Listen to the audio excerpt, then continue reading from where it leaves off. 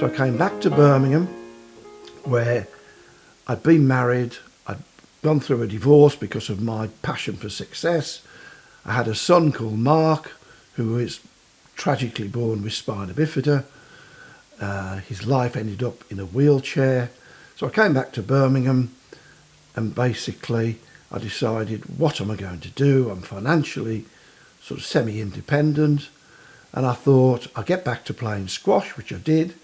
Got back to seeing Mark, got back to going out with the lads on a Wednesday and Friday, and lo and behold, at the squash club I met a man called Clive Turner, who had a small company in Selly Oak called Ward Turner, which was an estate agent.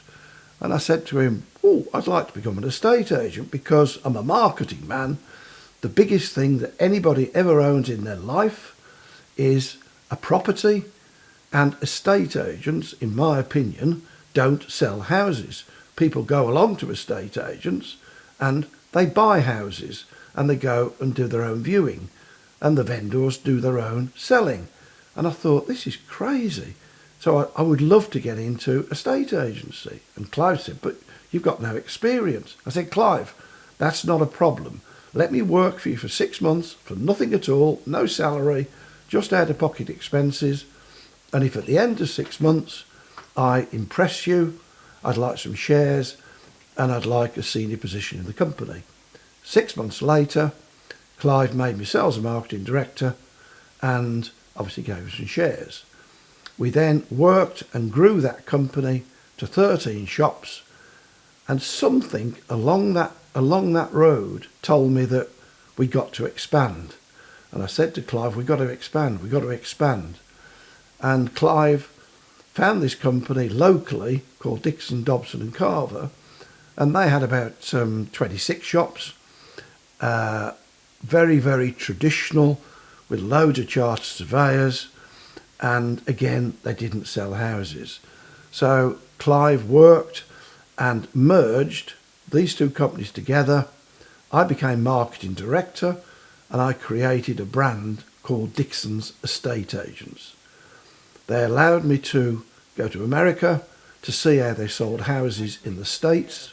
And in the States, as we all know, they put people in cars, they take them out, and they actually sell houses. So I came back to the UK, I brought back the training system, which was then called Psycho-Cybernetics, and I met a chap called Greg Rigby, who was one of the best trainers I've ever met in my life, and basically came up with a brand called Dixon's Sell Houses. And that slogan was not only to tell the public that's what we do, it was also to tell the staff that's what we do. And we opened up all the offices, open planned them, we employed new staff, and I've got to tell one funny story. Part of the training system was employing lots of new salespeople to sell houses, and we put an advert in the Birmingham Mail, and if you want to become an estate agent, turn up at the Grand Hotel on Saturday morning for an interview. When it came to Saturday morning, they were queuing round the block of the Grand Hotel, which ended up being a photograph on the front page of the Birmingham Mail. And people used to come in or came in, and they used to sit in rows, and they used to have to pass an intelligence test to come to an interview with me. The intelligence test was as simple as, who's the Queen of England, Queen Elizabeth, Elton John or Madonna? Of course, it was pretty simple to do it, and if they got 70% of the questions right, they came for an interview with me. And when they walked in the room, I'd say, hello, my name is Eddy Ankrett. All I'd like you to do is stand on that chair and do me an impression of a chicken. They used to look at me. Some would stand on the chair and go, do an impression of a chicken, and some would say no. If they said no, it was thank you very much, you haven't been successful, goodbye. Some of the people with real personality and real bottle would say to me afterwards, would you do it? So I used to have to stand on the chair and do an impression of a chicken, but those people got a special tick from my point of view because they got that extra bottle in asking me to do it as well. So basically all that was for was to actually say to somebody, if I tell you to do something, will you do it? And we had a sign on the front of the training course which said, don't think, do. We knew how to sell houses, and the problem when you employ people, they always think they know how to do it better. But they didn't. We knew how to sell houses, and that was the slogan at the front. Don't think, do. Anyway, Dixons went on to be the most successful company in the Midlands selling houses, and we became the biggest advertiser ever on ATV, which is the local, it's ITV today, radio station. And because we were so successful, I even had a personal lunch with Sir Lou Grade, who in those days was the head of ATV, and I've got lots of funny stories around meeting Sir Lou Grade.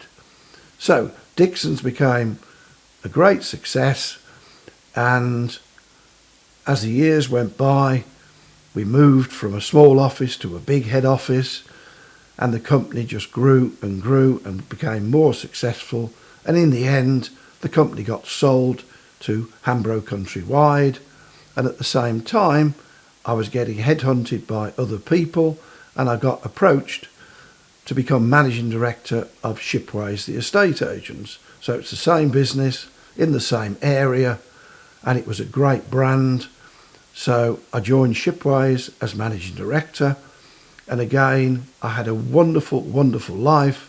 I had an office in Solihull, I had my own PA, I had my Jag, and I was really, really good at the job. I got on with all the staff, and it was a job that I wouldn't have wanted to give up, because every social event that was going, every golf meeting, every race meeting, every social thing that happened, I was invited, and of course I was quite good socially. So my life was wonderful, going in the right direction, and suddenly in 1992 I was at a lunch at the Metropole Hotel. I had a phone call to say, Mr. Ankrett, one of our staff at the Great Bar office, called Stephanie Slater, has been kidnapped. I went, what?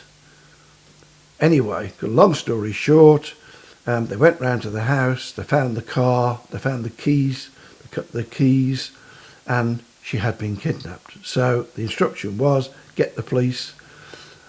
I drove straight from the Metropole Hotel to the Great Bar office, and for the next 8 days I was going between the control centre, which was in Nechells, which the police set up, to the Albany Hotel, where they also set up another unit, and also if I needed to change, if I needed to have a change of clothes, etc., they would take me home and then take me back to the control centre. So it was the most amazing experience. And on the night that Stephanie was kidnapped, the police said to me, would you please go to the home of Stephanie and please talk to the parents? And I said, but I'm not trained to do an emotional thing like that. But they said, but you're the managing director, they want to see you. So I walked into this house, and these two lovely, lovely people kept saying, please Mr. Ankrett, get her back alive. And all I could say was, I'll do my best. And the only thing I could think of doing was joining hands with them and saying a prayer. So anyway, the next 8 days were traumatic, to say the least. I didn't realise that you could be so stressed that you can't speak, but that's what stress can do to you. Anyway, the good news is we got her back alive, and then we had this press conference at the Tally Ho in Edgbaston, and suddenly the news broke worldwide, and my God, was it a big story. So then, following that, it took 2 years to catch this guy called Michael Sams. It took 2 years to catch him, and in the end he was put down for 4 life sentences because he'd actually murdered a girl also called Julie Dart, who was in Leeds. So I got through that, and then tragically 6 months after that, my son Mark, who was my life, was put into a special head hospital in Smethwick, and tragically died at 26 of a high brain hernia. And I had one of the worst experiences any man could ever have. I was then called to the hospital by the doctors with my then wife to say, Mr. Ankrett, please, we need to ask you, can we turn the life support machine off? There's no hope. And I said, but you've just asked me that question, so logically I'm going to say I want a second opinion. So I got privately a second opinion for Mark, but of course it was tragic. So I had to say in the end, yes, turn the life support machine off. So in a short period of 6 months, I had the kidnapping, I lost my son. I was also married at the time, and the lady that I was married to, I don't think really loved me, and basically we went through a divorce. So I found myself on my own. I was made redundant by Shipways, which I think was so unfair, so cruel. But maybe I couldn't really focus on work, and also I had the issue of losing my son. So here I am now, with no job, no son, and obviously I was on my own. I went down a massive, massive black hole, and I didn't realise there was a future.